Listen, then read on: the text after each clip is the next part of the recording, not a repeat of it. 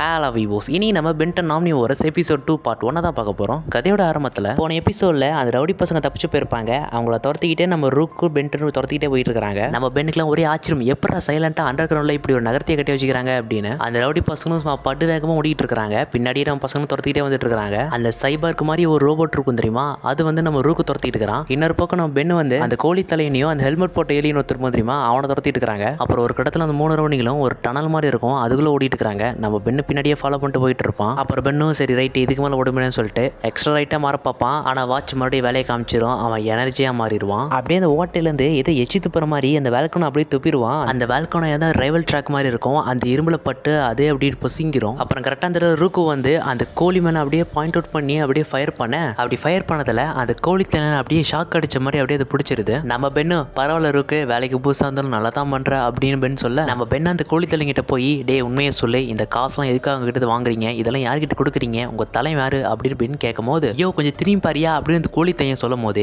பின்னாடி பார்த்தா அந்த இடத்துல ட்ரெயின் வந்துட்டு இருக்கோம். இதை பார்த்த 3 பேருமே சமஷாக்கா இருவாங்க. நம்ம பென்னும் அந்த கோழி தையன் அப்படியே ரயில்வே ட்ராக்ல தூக்கி எஞ்சிருவான். அவ்வளோதான் பென் சொல்லி முடிச்சேன்னு பார்த்தா நம்ம பென் அந்த ட்ரெயின் நிறுத்த பார்த்துட்டு இருப்பான். அந்த ட்ரெயினை விட்டுற அந்த நபரும் யோ உன்னால பிரேக்கே போயிருச்சு அப்படின்னு சொல்ல, அட போயா விட்டுருந்தா எங்க உயிரே போயிருக்கும் அப்படின்னு பென் சொல்றான். பார்த்தா அந்த ட்ரெயின் அந்த கடை வீதிக்கெல்லாம் அப்படியே வந்துடும். எல்லாச்சும் அடிச்சு தூக்கிட்டு போயிட்டு இருக்கோம். அப்படியே அந்த ஃபோர்ஸ்ல நான் பென்னே அப்படிங்கிறது கீழே விழுந்துருவான். ஒரு வழியாக அந்த ட்ரெயின் அங்கே வந்து நின்றுரும். அப்புறம் அந்த ட்ரெயின் அங்கே வந்து கிளம்பி போயிடும். ஏங்க அது பார்க்குதுங்க, அது ட்ரெயினே கிடையாதுன்னு நினைக்கிறேன். சரி ரைட்டு அதுதான் போயிருச்சு அப்படின்னு திரும்பி பார்க்கும்போது கொய்யால செம்ம ஷாக்கு. என்னன்னு பார்த்தா அந்த இடம் ஃபுல்லாவே சும்மா கடையால நிறைஞ்சு இருக்குது. அப்புறம் பென் இருந்துக்கிட்டு யோ ரூக்கு இங்க பாரியா நிறைய கடை இருக்குது, வா போய் சுற்றி பார்க்கலாம் சொல்லிட்டு அவங்க 2 பேரும் அந்த கடையெல்லாம் சுற்றி பார்க்க போகிறாங்க. அப்படி இன்னொரு பக்கம் காமிக்கிறாங்க. அந்த இடத்துல பார்த்தா இந்த ஸ்கிரைபர் தலையன் வந்து அந்த எனர்ஜி எலியிலேருந்து வெளியே வேல்கோன மாதிரி கீழே விழுந்திருக்கும் தெரியுமா, அதை எடுத்து பார்ப்பான். அது மட்டும் இல்லை அந்த ரைவல் ட்ராக் ஃபுல்லாக டேமேஜாக கிடக்குமா, இதை பார்த்த வாட்டி ரைட்டு இது வழியாக தான் போயிருக்கிறான் அப்படின்னு சொல்லிட்டு உன் வேட்டை யாருமிடா அப்படின்னு அந்த சோஸுங்கிற நாய்கிட்ட சொல்ல, மறுபடியும் அந்த நாய் ஒரு மான்ஸ்டர் மாதிரி டிரான்ஸ்ஃபார்ம் மாதிரி நம்ம பெண்ணை தேட போயிடும். ஆனால் இதெல்லாம் ஒன்றுமே தெரியாத நம்ம பசங்க அங்கே இருக்கிற கடைகள்லாம் சுற்றி பார்த்துக்கிட்டு இருப்பாங்க. அப்போ நம்ம ரூக்கும் சரி பென் தம்பி, அப்போ ஓடி போன அந்த திருட்டு பசங்களாம் பிடிக்க வேணாமா அப்படின்னு சொல்ல, தம்பின்னு கூப்பிடாத பென்னு கூப்பிடு அப்படின்னு பென் டெனிசன் சொல்கிறான். சரி பென், அப்போ ஓடி போன அந்த திருட்டு பசங்களாம் பிடிக்க வேணாமா அப்படின்னு ரூக் சொல்ல, நம்ம பென்னு அநியாயத்துக்கு வேலைக்கு விசுவாசமாகறானே. சரி இந்த அண்டர் கிரவுண்ட் சிட்டி எத்தனை வருஷமா அங்கே இருக்குது அப்படின்னு பென் கேட்க, அநேகமாக எர்த் ஓப்பன் சிஸ்டம் உருவானதுல அப்படின்னு சொல்லிட்டு பார் நடத்திட்டு இருப்பான். டே எல்லாம் எனக்கு தெரியும்டா, வாடா வாடா போகலாம் அப்படின்னு சொல்லிட்டு பென்னு ரூக்கு அங்கே கிளம்பிடுவாங்க.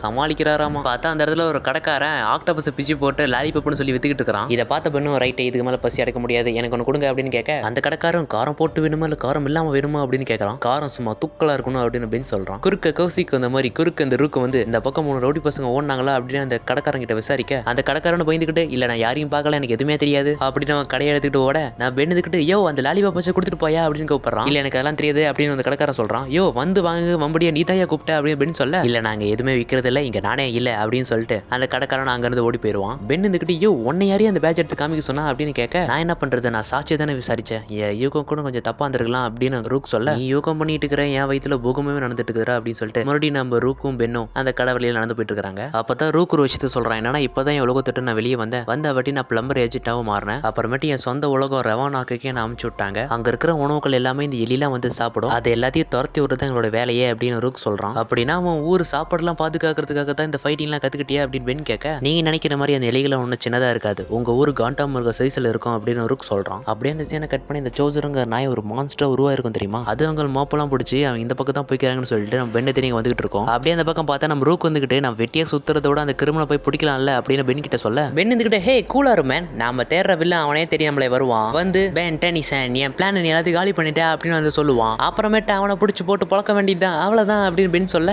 ரூக் அதெல்லாம் பெருசாக கண்டுக்காம பக்கத்தில் ஏதோ சின்ன குழந்தை மாதிரி இருக்கும் அவங்ககிட்ட போய் விசாரிச்சுட்டு இருப்பான். பென் இதை பார்த்துட்டு ரைட்டு இவனா வேலைக்கு ஆக மாட்டான் அப்படின்னு சொல்லிட்டு பென் ஒரு பக்கம் சாப்பிட்றதுக்கு எது கிடைக்குமோன்னு தேடிட்டு இருக்கிறான். ஸோ 2 பேரும் அப்படியே பிரிஞ்சிடுறாங்க. அப்படியே பெண்ணு அப்படியே தனியாக நடந்து போயிட்டு இருப்பானா. அப்போ அங்கே ஒரு பொண்ணு அவங்க அம்மா கிட்ட போய் எதையும் அவனை கொடுத்து இதை செஞ்சுட்டாங்க அப்படின்னு கேட்க, அந்த அம்மாவும் ஏன்டி இது இங்கேயே செய்யறது அப்படின்னு சொல்லிட்டு இருக்கிறாங்க. இதெல்லாம் நம்ம பென் அப்படியே பார்த்துக்கிட்டு இருப்பான். அதை பார்த்த வாட்டி பென்னோட வயிறும் பசியில் தண்டவாடிட்டு இருக்கும். அப்போ அங்கே ஒரு கடைக்காரன் புரோட்டா சாஸ் ஜெல்லி ரெடியா இருக்கு அப்படின்னு சொல்லி வித்துக்கிட்டு இருப்பான். சரி ஓகே சாப்பிடுவோம் அப்படின்னு சொல்லிட்டு பென் அந்த கடைக்கு போறான். அப்போ இன்னொருத்தவங்க வந்து காசு கொடுப்பான். அந்த கடைக்காரன் நம்ம வாயில இருந்து அப்படியே வாந்தி மாதிரி அப்படியே ஒரு ஜெல்லி எடுத்து துப்புறான். இதெல்லாம் பார்த்த வாட்டி பென்னோட மூஞ்சியே மாறி போயிடும். அதில் ஸ்ட்ராவர் ஒரு கேடு. அப்படியே அந்த பக்கம் பார்த்தா டமான்னு ஒரு சத்தம் கேட்கும். என்னன்னு பார்த்தா அந்த இடத்துல சோசருங்கிற அந்த நாய் அந்த மான்ஸ்டர் வந்துடும். அது நம்ம பென்னை பார்த்த வாட்டி சும்மா படு வேகமாக போயிட்டு இருக்கோம். அந்த மான்ஸ்டர் அப்படியே கடமெல்லாம் ஏறி வந்து பென் முன்னாடி வந்து நிற்கும். பென் இதை பார்த்த வாட்டி எங்கேயோ பார்த்த மாதிரி இருக்கே அப்படின்னு நினச்சிட்டு இருப்பான். அந்த மான்ஸ்டரும் பென் அட்டாக் பண்ண வரும். பென் அதுலேருந்து தப்பிச்சிருவான். உனக்குலாம் சரியான ஆளும் ஹியூமங்கஸ் தாண்டா அப்படின்னு சொல்லிட்டு அப்படியே ஹியூமங்கஸும் போய் அடிக்க பார்ப்பான். அது ஒரே அடியில் தூக்கி அடிச்சிடும். என்னடா அது ஒரே அடியில் ஹியூமங்கஸ் தூக்கி அடிச்சிருச்சா அப்படின்னு பார்த்தா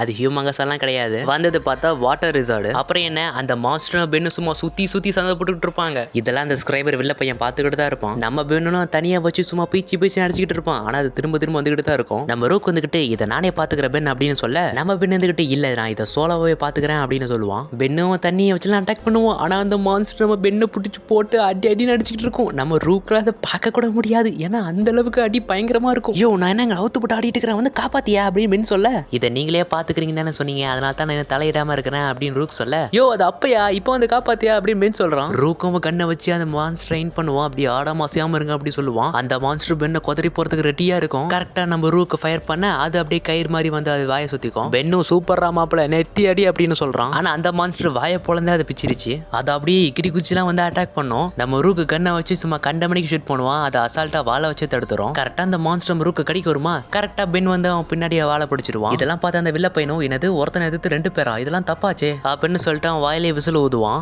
என்ன மனுஷன் வில்லனா அது இப்படிதான் இருக்கணும். அந்த விசில் சவுண்ட் கேட்ட வாட்டி அப்படியே வாழை அழின்னு பெண்ணை தூக்கி போட்டு அதோட வாயில இருந்து ஏதோ மஞ்சள் கல்ல இருந்து ஏதோ புகை வரும். அந்த புகையிலேயே அங்க இருந்த மான்ஸ்டர் வந்து தப்பிச்சு போயிடும். நம்ம பெண்ணு மறுபடியும் பழைய ஃபார்முக்கு வந்துருவோம். என்ன காலி பண்ண அந்த மான்ஸ்டர் அமைச்சது யாரு அப்படின்னு நம்ம கண்டுபிடிக்கணும். வாடா போய் கண்டுபிடிக்கலாம் அப்படின்னு பென் கிளம்ப ஐயோ அந்த மான்ஸ்டர் எங்க போச்சுன்னு பாக்கலையே அப்படி பென் சொல்லுவான். ரூக் வந்துகிட்டு கவலைப்படாதீங்க பென் நீங்க சாப்பாடு கலைஞ்சிட்டு இருக்கும் போது எனக்கு ஒரு க்ளூ கிடைச்சிச்சு அப்படின்னு சொல்லுவான். உனக்காச்சும் க்ளூ கிடைக்குது எனக்கு ஒரு புழு கூட கிடைக்க மாட்டேங்குதுரா அப்படின்னு பென் பழம்பிட்டு இருப்பான். அப்படியே அந்த இடத்துக்கு வந்துடுறாங்க. எங்கன்னு பார்த்தா ஏதோ கேஸ் ஹவுஸ்னு ஒரு கடை அந்த இடத்துக்கு வந்துருக்காங்க. இந்த இடத்துல தான் அந்த ஹெல்மெட் போட்ட ஒரு ஏலியன் தெரியுமா அது எங்க தாக்குதுன்னு எல்லாரும் சொல்றாங்க அப்படின்னு ரூக் சொல்ல இந்த இடத்துலயே அப்படின்னு சொல்லிட்டு அந்த கடையோட கண்ணாடியிலேயே பார்த்துக்கிட்டு இருப்பான். அப்போ சடனா அந்த இடத்துல உருவம் வந்து உள்ள ஒரு அங்க கதவு இருக்குது தம்பி அதில் வாங்க அப்படின்னு சொல்றான்.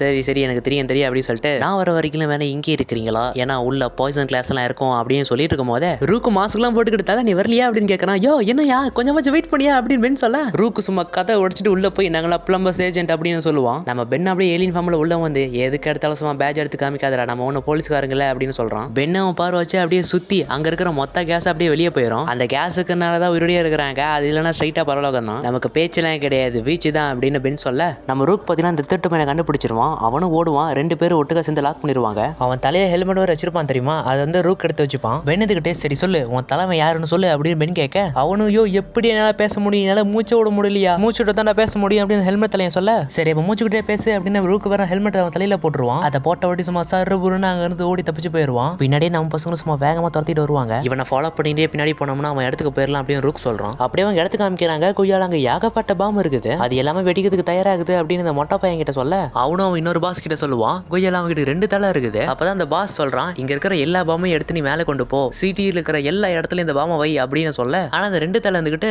ஆனா ஏடியன்ஸோட கடையில மட்டும் தான் அந்த டைமண்ட்ல இருக்கும் நாம ஏன் எல்லா இடத்துல வைக்கணும் அப்படின்னு கேட்க அந்த பாஸ் காண்டாய் சும்மா கணத்திலே பலார் நடிச்சிருவான். ஒன்னு புரிஞ்சுக்கோ எனக்கு பயம் தான் இருக்கிறதுலயே பெரிய சொத்து அந்த பயத்தை தான் மக்களுக்கு நான் பரிசா கொடுக்க போறேன் அப்படின்னு இந்த வில்ல பையன் சொல்ல இதுல நான் ஜெயிக்கணும்னா எல்லாரும் ஒரு பேரை கேட்டா எல்லாரும் நடுக்கணும் அந்த பேரு அப்படின்னு சொல்லும் போது பென்டன் என்ன தோத்திட்டு வரான் பாஸ் அப்படின்னு அந்த ஹெல்மெட் சும்மா பிச்சுக்கிட்டு போவான். ரூக் எப்படி அவன் மேலே ஏறி ஒரு வழியா அவனை பிடிச்சிருவான். ஆனா அப்புறம் தான் தெரியுது ஒரு வழியா அவங்க இடத்துக்கு வந்துட்டாங்க அப்படின்னு. நம்ம பெண்ணு ரூக் அவங்கள பார்த்து பாட்டி கையை தூக்கிட்டு நிக்க பார்த்தா அவங்க ஆளுங்க எல்லாமே சும்மா கண்ணை வச்சு நின்றுட்டு இருப்பாங்க. அந்த ஹெல்மெட் தொழிலும் ஒரு வழியா அவங்க கேங்க போயிருவான். பெண்ணுக்கிட்டே இங்க அது மாதிரி ஏகப்பட்ட பாம்பு இருக்குது ஒரு ட்ரக் ஃபுல்லா இதை ஏத்தலாம் அப்படின்னா ஒரு சிட்டியவே இங்க காலி பண்ண போறாங்களா அப்படின்னு பென் சொல்ல கரெக்டா அந்த இடத்துல அந்த பாஸும் வந்து பென் டென்னிசன் என்னுடைய ஃபன்னை கெடுக்கிறதுக்கு வந்துக்கிறியா அப்படின்னு சொல்ல சைஃபன் நீ அப்படின்னு பென் சொல்ல ஒரு வழியா நம்ம மெயின் வில்லனுக்கு வந்துட்டுமா அப்படின்னு ரூக் சொல்றதோட இந்த எபிசோடு முடியுது.